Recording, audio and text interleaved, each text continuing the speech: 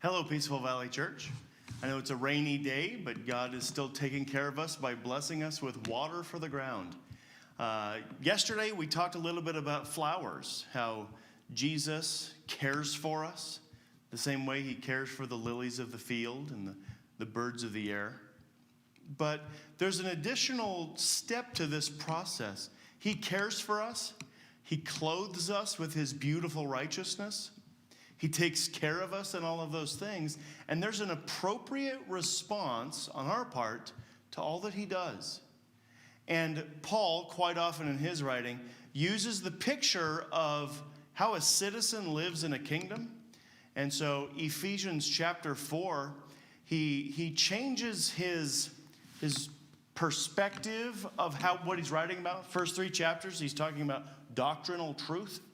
And then chapter 4, he switches over to talk about how that doctrinal truth applies to your life. And he uses this phrase, live in a manner worthy. So Ephesians chapter 4, verse 1, I therefore, a prisoner for the Lord, urge you to walk in a manner worthy of the calling to which you've been called. He goes on to describe that calling as being loving and gracious and kind. And that phrase, live in a manner worthy, it could be translated, live as a citizen of. It has to do with the kingdom that you live in defines the way that you live. And we could talk about that in American terms. Because we're in America, we drive on the right side of the road. We find our steering wheel on the left side of our car. We deal with speeds in miles per hour as opposed to kilometers per hour. We measure things in inches and feet and miles as opposed to the metric system. We speak English. We dress a certain way and we speak a certain way. And all of those things fit in this category of live as a citizen of, or live in a manner worthy of. You see, when Christ saves us and he clothes us with his beautiful righteousness, he calls us to live as a citizen of his kingdom. And his kingdom is defined by his character.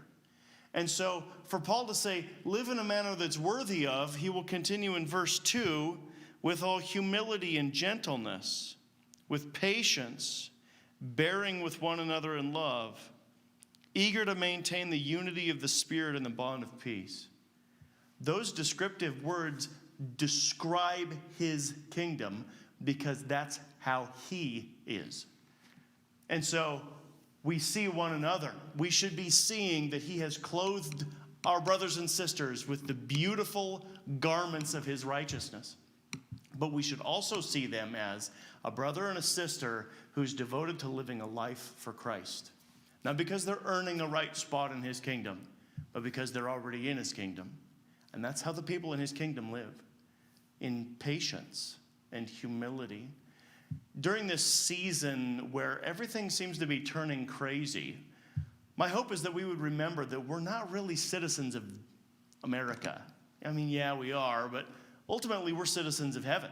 Our king is Jesus, and the way that he lives is so different than the way that the world that we live in lives.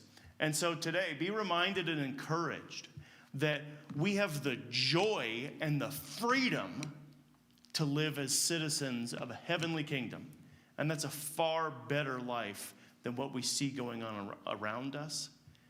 May we be encouraged by this and built up by this, that we might love one another and even love our enemies well, because that's who Jesus is.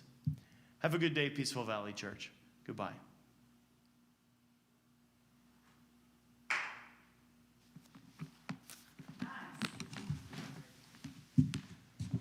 Just so you know, Caleb, apparently our microphone was still putting out sound on YouTube yesterday. The video had gone dark, but apparently